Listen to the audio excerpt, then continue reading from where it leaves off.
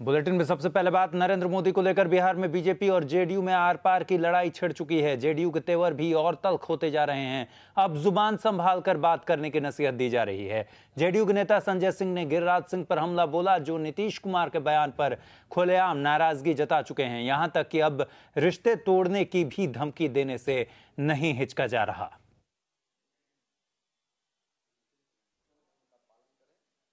जो गिरिराज सिंह बिहार के cabinet minister हैं और उनको अपने मर्यादा को उल्लंघन नहीं करना चाहिए, गठबंधन धर्म का पालन करना चाहिए। और इस तरह का बयान देने से वो मीडिया में आना चाहते हैं, इसलिए मैं उन्हें सलाह देना चाहता हूं कि अपने जुबान पे लगाम दे। और इस तरह की जो भाषा बोल रहे हैं कि बीजेपी उनका पिछलग्गू नहीं रहेगा, बीजेपी उनका जितना जनता दल में मजबूरी नहीं है साथ में चलने का, तो मैं कहता हूँ वापस ले ले समर्थन, चले जाए बाहर। मंत्री रह के आप क्रिटिसाइज कीजिएगा नीतीश कुमार जी का, तो कतई हम लोग बर्दाश्त नहीं करेंगे। इस चीज को कतई बर्दाश्त नहीं करेंगे। उनको रहना है तो अपने ढंग में रहे, नहीं तो मंत्रिमंडल से इस्तीफा देके बाहर जाए। नहीं तो ये जो धमकी नहीं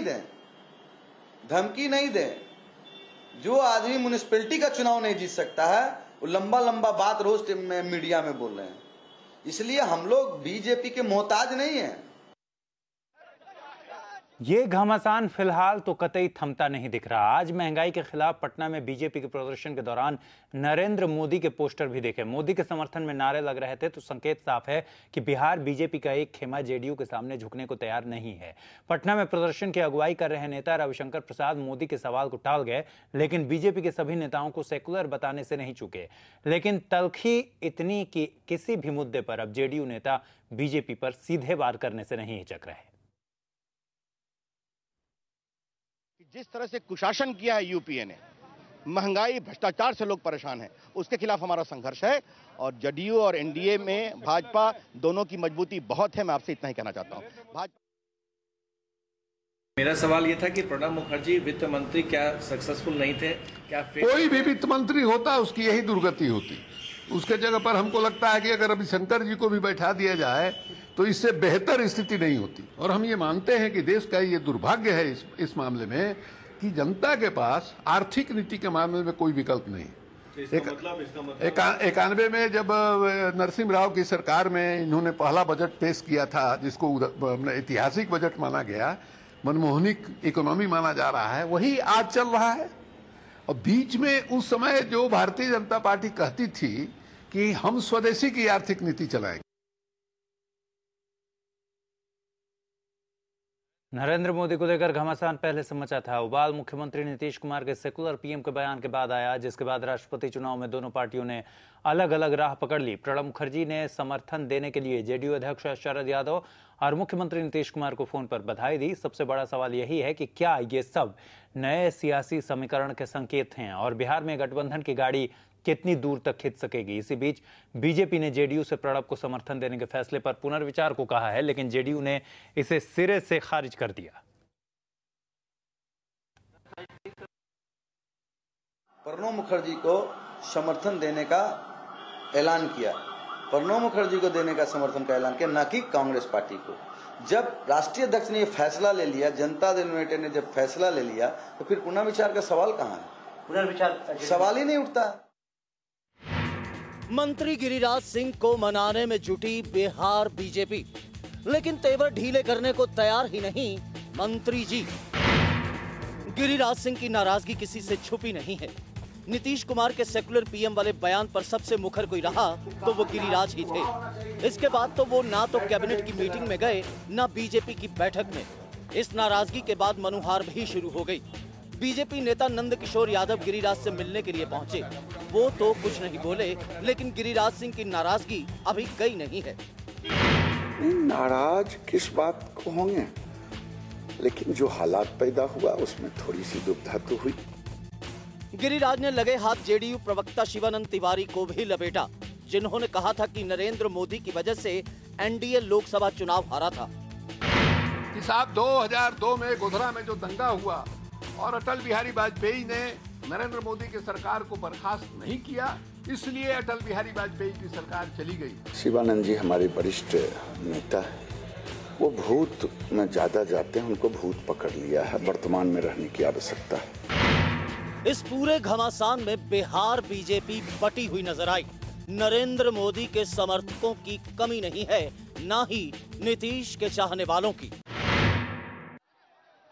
महंगाई और पेट्रोल की कीमतों में बढ़ोतरी के खिलाफ बीजेपी ने देशव्यापी प्रदर्शन किया। पटना से दिल्ली तक कद्दावर नेता सड़कों पर उतरे। केंद्र सरकार के खिलाफ विरोध प्रदर्शन कर बीजेपी के नेताओं ने अपनी गिरफ्तारी दी। पार्टी ने केंद्र सरकार को हर मोर्चे पर नाकाम करार दिया और लोगों की भावनाओं से मजाक करने का आरोप मढ़ा।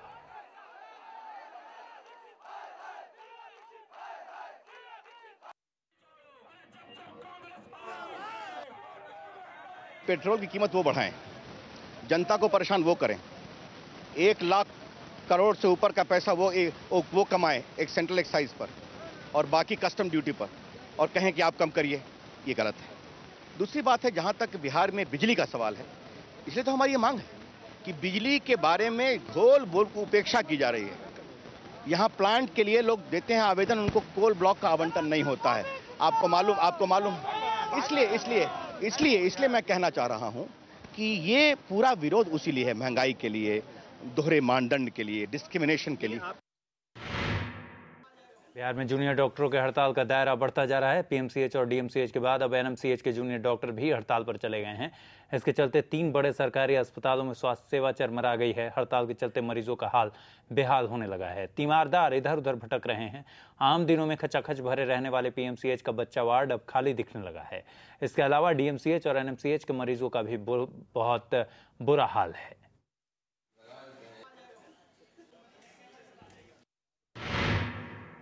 उधर सूबे में एक्यूट एन्सेफेलाइटिस सिंड्रोम यानी एईएस बीमारी का कहर जारी है। प्रदेश में अब तक 245 बच्चों की जान जा चुकी है। इस जानलेवा बीमारी से सबसे ज्यादा प्रभावित मुजफ्फरपुर में आज और 3 बच्चों की मौत हो गई। इसके साथ ही मुजफ्फरपुर में एईएस से मरने वालों का आंकड़ा 175 तक पहुंच गया है। मुजफ्फरपुर में अलग अलग अस्पतालों में एन्सेफेलाइटिस से पीड़ित 45 मरीज भर्ती हैं। उधर पटना में बीती रात एक और बच्चे की एन्सेफेलाइटिस से मौत हो गई। एनएमसीएच में हुई इस मौत के साथ ही पटना में अब तक 52 बच्चों की सांसें एईएस तोड़ चुका है।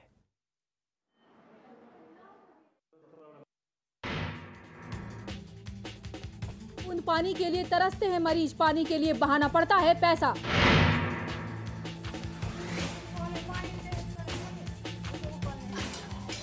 ये समस्तीपुर के सदर अस्पताल की तस्वीर है। कहने को तो यहाँ बहुत से हैंडपंप हैं, लेकिन प्यास एक से भी नहीं बुझती है। वजह सब के सब खराब पड़े हैं। यहाँ आने वाले मरीजों और उनके तीमारदारों को काफी परेशानी का सामना करना पड़ता है और वो प्यास से बेहाल हो जाते हैं। उनको दवा के साथ साथ पानी भी खरीदना पड़ता है। लेकिन अस्पताल प्रशासन ने जिम्मेदारी से पल्ला झाड़ते हुए ठीकरा पीएचईडी पर फोड़ दिया।